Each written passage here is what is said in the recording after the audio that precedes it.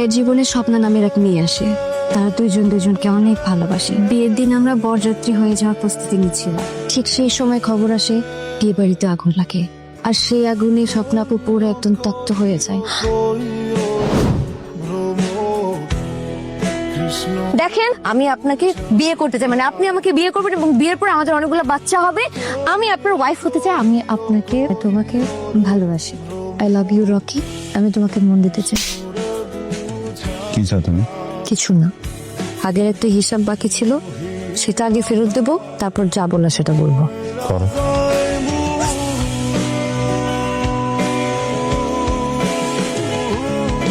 আমরা রাজনীতিবিদ, মাঠে খেলি, দেশের জন্য খেলি।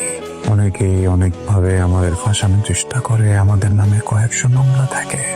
আগে খুঁজে বাইর করতে হবে 10 ঘন্টা 16 ঘন্টা 9 ঘন্টা অফিসার। এই মামলা কিন্তু এবার শিল বাবা, তোর নামে থানায় অভিযোগ আছে, একটা মায়ের ধর্ষণ করার চেষ্টা করছো। তুই তো এবার পেনাল কোড আর সিআরপিসির ধারে পাইসা গেছো কি? কে অভিযোগ করছে? বাজে লোকটা আমাকে দর্শন করতে চাইছে।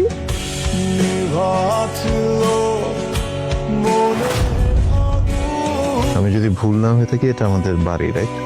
সবাই ফ্যামিলি মেম্বার এখানে। নাটকের শুটিং স্পটও না, তাহলে বাড়ির ভিতরে এটা কোন ধরনের নাটক চলতেছে আমাকে একটু বলবা। মতলবটা কি তোমাদের? দেখ বাবা, আমি কিন্তু তোকে জিজ্ঞেস না করে কোনো অনুমতি দেইনি, কোনো অনুমতি আমি কিন্তু দেইনি বাবা। হ্যাঁ, বস। কিসের অনুমতি মা? আমাকে জিজ্ঞেস করছিস কেন? হ্যাঁ, বলছিস না কেন বল? সুইটি, বোন আমার, কিসের অনুমতি? ভাইয়া একদিনের জন্য আমাদের কলেজ থেকে ঢাকার ডিবেট কম্পিটিশনে নিয়ে যেতে চায়। আমি আর নেহা তো ডিবেট ক্লাবের ডিবেটার। একটা বিষয় বুঝলাম না। সিম্পল একটা বিষয় নিয়ে এই ধরনের নাটক করছো, মনে হচ্ছে যে আমি একটা জানজেল মানুষ। কেন? তুই তো ওরকমই আছিস তো। কি? না বাবা দেখ, আমি তোকে খুব ভয় পাই, একদম সোজা সরল কথা। আমার বাপকেও আমি এত ভয় পাই না। সবসময় মনে হয় যে তুই ছিল কম, বাপ বেশি। আমারও সেটাই মনে হয়, ভাইয়া কম বাবাই বেশি। নেহা, জি। তুমি সুইটির ছোটবেলার ফ্রেন্ড, অনেক বছর ধরে বাড়িতে যাওয়া আসা করো। তোমার কি মনে হয় ওরা যেমন বলতেছে আমি তেমন? আপনি সত্যিই এমন? না না না, মানে ওরা ভাবে আপনি এমন, কিন্তু আপনি তো মোটেও এমন না। আপনি কত নাইস, সারাক্ষণ শুধু হাসেন, কত জলি মাইন্ডেড। সুইটি, বোন আমার, অল দ্য বেস্ট। সরি ভাইয়া। তুই যাচ্ছিস? মা, আমি তোমাকে গাড়ি ঠিক করে দিব, তুমিও যাবে। আমি যাচ্ছি, আমি যাচ্ছি, আমি যাচ্ছি। আচ্ছা, তোর ভাইটা এরকম কেন বলতো? মানে ঠিক আছে সবকিছু, কিন্তু কেমন জানি গম্ভীর গম্ভীর হয়ে থাকে সারাক্ষণ। তার পেছনে একটা কারণ আছে। কি কারণ? আমাদের বাবা ছিলেন এই এলাকার কাউন্সিল। একদিন ভাইয়ার সামনে বাবাকে মেরে ফেলা হয়, আর সেটা ছিল ভাইয়ার জন্য অনেক বড় একটা ট্রমা। খুব অল্প বয়সে ভাইয়া পরিবারের দায়িত্ব পেয়ে যায়। তারপর থেকে আমরা সবাই ভাইয়াকে বাবার সঙ্গেই মানি। এই এলাকার জন্য ভাইয়া অনেক কিছুই করলেন, বাবার হত্যার লড়াই লড়লেন। তুই জানিস, ভাইয়া তখনও হাসি খুশি ছিল। তারপর এমন কিছু ভাইয়ার সাথে ঘটলো যেটা ভাইয়ের জন্য অনেক বেশি কষ্টের ছিল। কি সেটা? ভাইয়ের জীবনে স্বপ্না নামের এক মেয়ে আসে। তারা দুজনকে অনেক ভালোবাসে। তাদের সম্পর্কটা ছিল অনেক সুন্দর। একদিন হঠাৎ করে স্বপ্নাপুর বাবা তার বিয়ে ঠিক করে অস্ট্রেলিয়ার এক প্রবাসীর সাথে। আর স্বপ্নাপু বিষের বোতল হাতে নিয়ে বলে, বিয়ে করলে সে রকিকেই করবে, আর তা না হলে বিষ খাবে। তারপর আর কি, সবকিছু তার পরিবার মেনে নিল এবং তাদের দুজনের বিয়েও ঠিক হলো। বিয়ে তো ঠিকই হয়ে গেল, তারপর আবার কি সমস্যা হলো? বিয়ের দিন আমরা বরযাত্রী হয়ে যাওয়ার প্রস্তুতি নিচ্ছিলাম। ঠিক সেই সময় খবর আসে বিয়ে বাড়িতে আগুন লাগে, আর সেই আগুনে স্বপ্নাপু পুরো একদম তপ্ত হয়ে যায়। ভাইয়া সেখানে যায়, যে দেখে তার ভালোবাসার মানুষ, আত্মীয় স্বজন, পরিবার, তার আর কেউ বেঁচে নেই। আর তারপর থেকে ভাইয়ার মুখের হাসিটাও চলে যায়। রকি! এদিকে এসো। জি? কি বললো এটা? কি করলাম? বেদবি করতে সমস্যাতে মানে নাম ধরে রাখছো? আমি না না না, আমি নাম ধরে ডাকি নাই। তাহলে? আমি তো বলছি রকি ভাইয়া। ভাইয়া বলছো?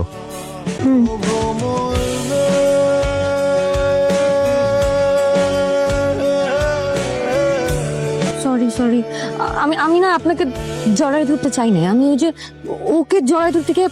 কাকে? ক্লিয়ার? কোন প্লেয়ার? Another প্লেয়ারটাকে? আপনার বোন।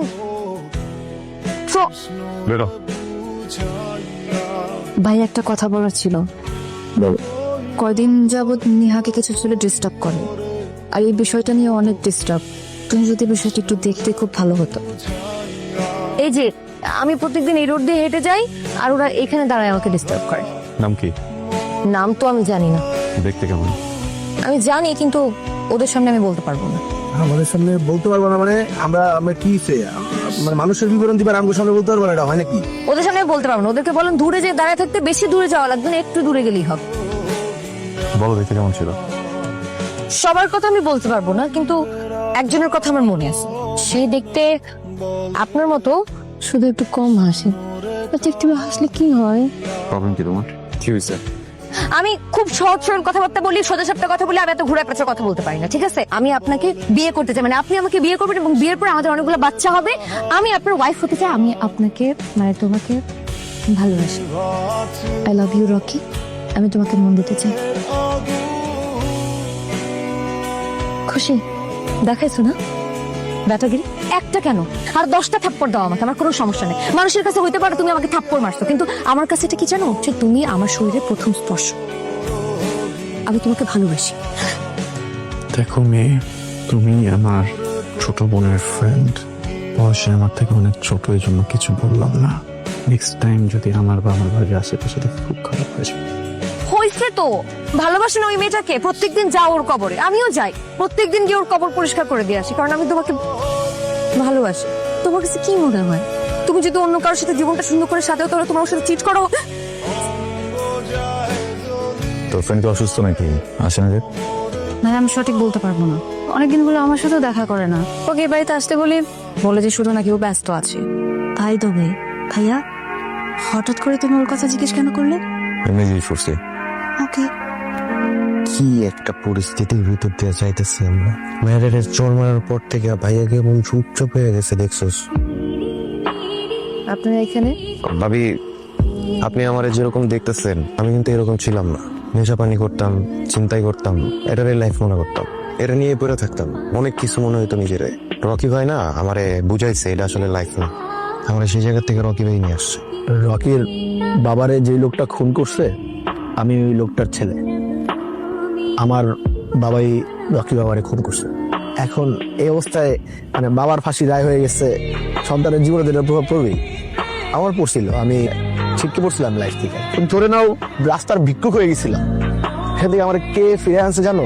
ওই ছেলেটা ফিরে আনছে, যেই ছেলেটার বাবাকে আমার বাবা খুন করছে। উল্টা আমারে স্বাভাবিক জীবনে ফিরে আনছে। যত কষ্টই হোক, যত কষ্ট হইব, তুমি ভাবি রকির পিছ ছাড়বা না, বুঝছো? আমি তোমার কথা দিতেছি, আজ হোক কাল হোক, রকি তোমার উপর দুর্বল হবেই। হ্যাঁ ভাবি, আপনার কাছে আমার রিকোয়েস্ট ভাবি, ভাই যদি এরপরেও আপনাকে চোর মারে, আপনার যদি কষ্ট হয় আপনি আমাদের মারবেন, তারপরেও ভাবি প্লিজ আপনি হাল ছেড়েন না। জাস্ট এতটুকুই কর ছিল, এখন আপনি আসতে পারেন। কি চাও তুমি?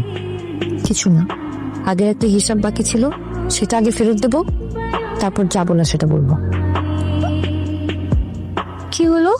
আমি তো ভেবেছিলাম যে তোমাকে একটা চট দিলে তুমি আমাকে 10টা চট দিবা, কিন্তু আমি চট খাবো না এটা কিন্তু ভাবিনি। আমিও ভাবিনি এই বয়সে এসে নিজের থেকে 10 বছরের ছোট একটা মেয়ের হাতে চর খাবো, আর সেই চরটা হজম করো। তুমি হজম করলে কেন? প্রথমত সেদিন তোমার গায়ে হাত তুলেছিলাম, একদম কাওয়ারদের মতো একটা কাজ করেছি।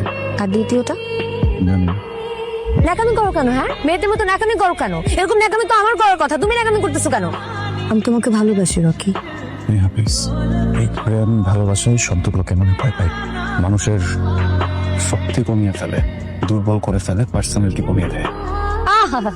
আসছি উনি পার্সোনালিটি নিয়ে কথা বলতে। এই, তোমার পার্সোনালিটি কি হিটলারের থেকেও বেশি? হিটলারেরও কিন্তু গার্লফ্রেন্ড ছিল। আর শোনো, পৃথিবীতে যত বড় বড় পার্সোনালিটি আর লোকজন আছে না, সবাই এক জায়গায় আটকা।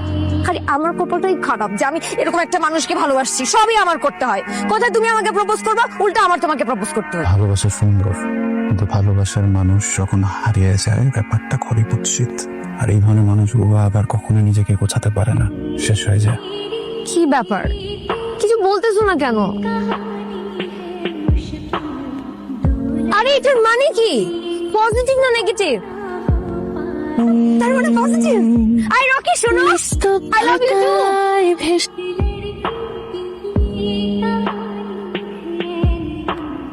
পোলাপান বেশি লাগবো, একটু বড় সড়ো নইতে, আর কোনো রকমের কোনো ঝামেলা দেখলে 0 টলারেন্স, বুঝে গেছে? ভাই সব ঠিক আছে, কিন্তু 2000 পোলা পাইনি, এতগুলা পোলা পাইনি, বাইক শোডাউন, কোনো কাহিনী আছে নাকি? কি বন্ধু, সংসদে যাওয়া নাকি এমপি ইলেকশন করবা? তার সাথে অনেক বুদ্ধিমান। দেখ, আমরা আমাদের অঞ্চলের জন্য অনেক করার চেষ্টা করি। একজন কাউন্সিলরের বেশ কিছু লিমিটেশন থাকে, যেটা সে চাইলেও কখনো ক্রস করতে পারে না। লিমিটেশন ভাঙতে হবে, বড় ফিল্ডে খেলতে হবে, এমপি না মেয়র ইলেকশন করতে। হ্যালো, বুঝলাম না, আমার কানে কি সমস্যা দেখা দিল রে? একজন ভদ্রলোক কখনো সালাম ছাড়া ভাই ছাড়া কথা বলতো না, সেই ভদ্রলোক আজকে আইসা নাম ধরে বলতেছে। Sorry sir, sorry. আমি আপনাকে আপনি না বলে যদি আজকে থেকে তুই কইরা বলি, তাহলে কোন বারটা ছেড়ে তুই আমার। অফিসের সমস্যা কি? এই তো গুড কোশ্চেন, একদম পয়েন্টে। হয়েছে হলো কোনো মামলা হয়েছে, ওয়ারেন্ট বেরিয়েছে, তোর অ্যারেস্ট করতে আসছি। এখন যদি একটা আসামির সাথে এর থেকে বেশি ভালো ব্যবহার করি, তাহলে কি আমার প্রফেশনাল ইজ্জত থাকে? আমরা রাজনীতিতে মাঠে খেলি, দেশের জন্য খেলি। অনেকেই অনেকভাবে আমাদের ফাঁসানোর চেষ্টা করে, আমাদের নামে কয়েকশো মামলা থাকে। আগে খুঁজে বাইর করতে হবে কোনটা আসল আর কোনটা নকল, তাই না অফিসার? এই মামলা কিন্তু এবার সেই মামলা না। তুমি ফেসে গেছো, একটা মায়ের ধর্ষণ করার চেষ্টা করছো। তুই তো এবার পেনাল কোডের সিআরপিসির ধারে পাইসা গেছো নাকি? কে অভিযোগ করছে? অফিসার, বাজে লোকটা আমাকে দর্শন করতে চাইছে। এই লোকের বোন আমার বান্ধবী, সেই সুবাদে আমি ওদের বাসায় যাওয়া আসা করতাম। কালকেও গেছিলাম, সে আমাকে একাতে ঘুমের মধ্যে চলে পড়ছে। কয় টাকা খাইছস? কয় টাকা খাইছস? কয় টাকা খাইছস? ডিউটি অফিসার থাকা অবস্থায় তুই চর্চা করতেছিস রকি? এই আন্দালা বাড়ে, মামলা তো একটা না রকি, মামলা আরো অনেকগুলো হবে। 10 বছরের আগে যদি তুই বাড়িতে পারস না, তাহলে আমার নাম আমি পাল্টায়া করি রকম।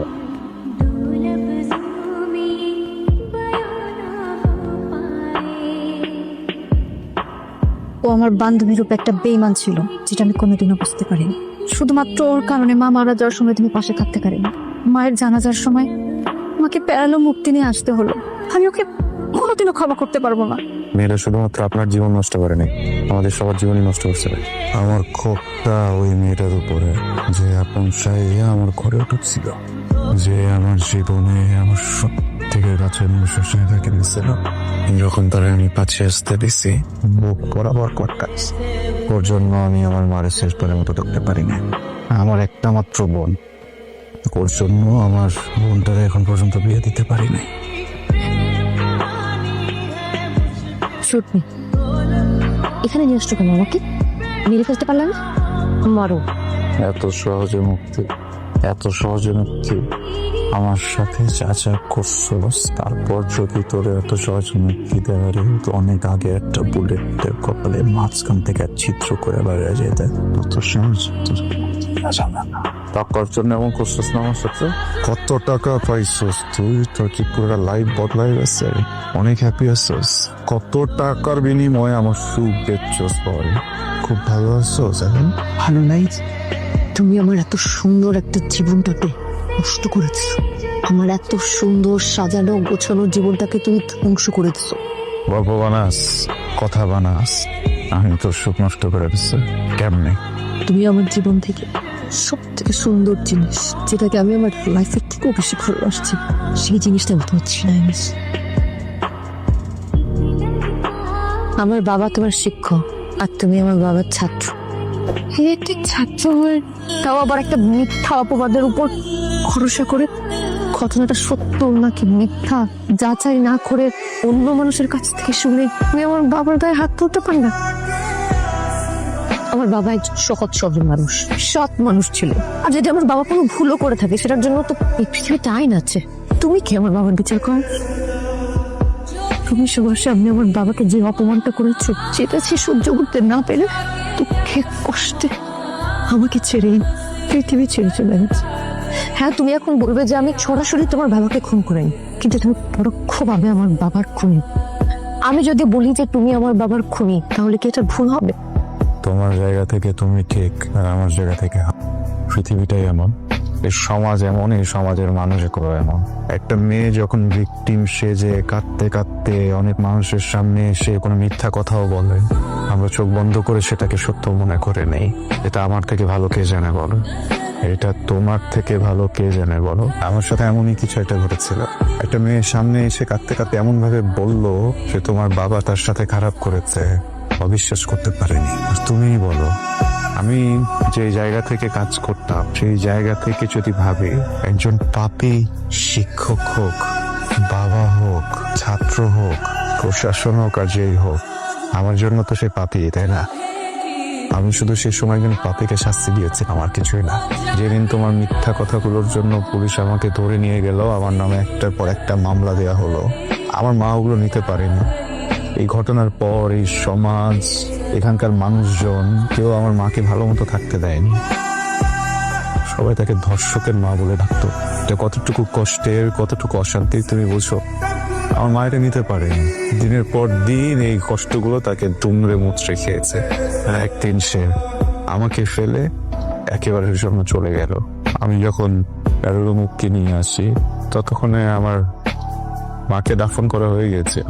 এত প্রিয় একটা মুখ শেষবারের মতো দেখতে পারবো না, এটা কখনো কল্পনাতেও ভাবিনি।